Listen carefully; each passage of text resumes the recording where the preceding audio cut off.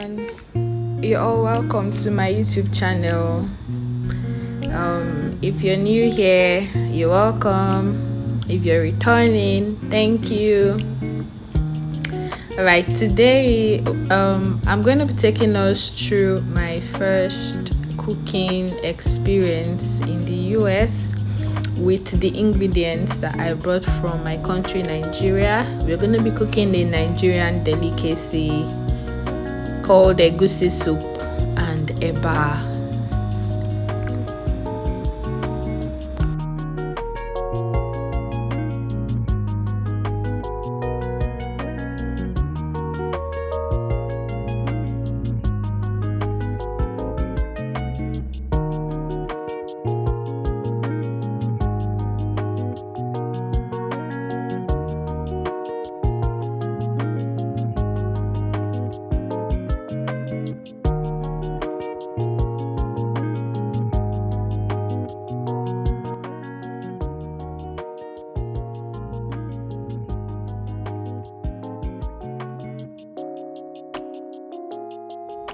If you're traveling from Nigeria into the US, you know how hard it is to come with palm oil, which is like the major secret ingredient for most of our Nigerian dishes.